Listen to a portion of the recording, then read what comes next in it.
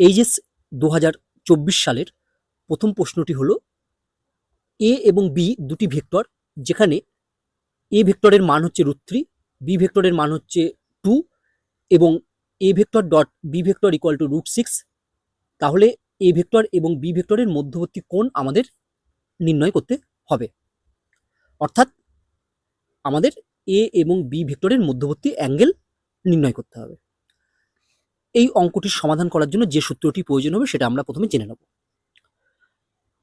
আমি প্রথমে একটি ভেক্টর এ নিলাম, এরপর আরেকটি ভেক্টর বি নিলাম। এই এ ভেক্টর এবং বি ভেক্টরের মধ্যবর্তী কোণ যদি থিটা হয়, তাহলে আমরা লিখতে পারি A vector dot B vector equal to mod A vector into mod B vector into cos theta.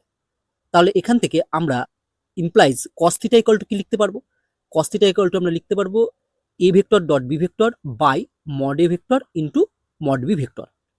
তাহলে দেখো দুটো ভেক্টরের মধ্যবর্তী কোণ থিটা, এখানে এ ভেক্টর এবং বি ভেক্টরের মধ্যবর্তী কোণ হচ্ছে থিটা।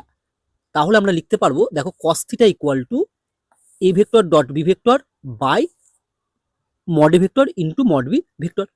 চলো আমরা এই প্রশ্নের উত্তর করে ফেলি, অ্যান্সার। প্রথমেই আমরা ধরি এ ভেক্টর ও বি ভেক্টর এর মধ্যবর্তী কোণ থিটা। তাহলে আমরা লিখতে পারবো অতএব cos theta equal to A vector dot B vector by mod A vector into mod B vector equal to দেখো A vector dot B vector এর মান দেওয়া আছে √6, আমরা বসিয়ে দিলাম হচ্ছে √6 বাই মড এ ভেক্টরের মান আছে √3 ইন্টু মড বি ভেক্টরের মান আছে 2 ইন্টু 2।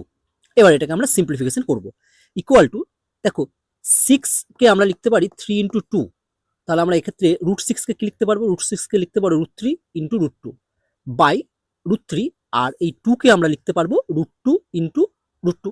এবার দেখো এই √3 কেটে গেল, আবার এই √2 আর এই √2 কেটে গেল, তাহলে পড়ে থাকলো আমাদের ইকুয়াল টু হচ্ছে 1/√2।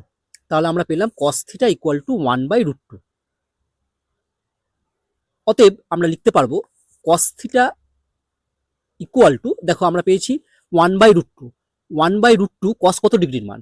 তাহলে 1/√2 আমরা জানি cos 45 ডিগ্রির মান। cos 45 ডিগ্রি মানে cos π/4। তাহলে আমরা লিখলাম cos theta equal two cos π/4। এখান থেকে আমরা লিখতে পারি ইমপ্লাইজ থিটা ইকুয়াল টু কত পাবো আমরা? দেখো এখান থেকে থিটা ইকুয়াল টু পেয়ে যাবো আমরা π/4। তাহলে এ ও বি এর মধ্যবর্তী কোণ কত হলো? π/4। তাহলে অতএব লিখে দাও উত্তর এ ও বি ভেক্টর দুটির মধ্যবর্তী কোণ থিটা। তাহলে এ ভেক্টর ও বি ভেক্টরের মধ্যবর্তী কোণ থিটা, সরি থিটা নয়, থিটার মান হচ্ছে এখানে π/4। এটাই হচ্ছে আমার অ্যান্সার।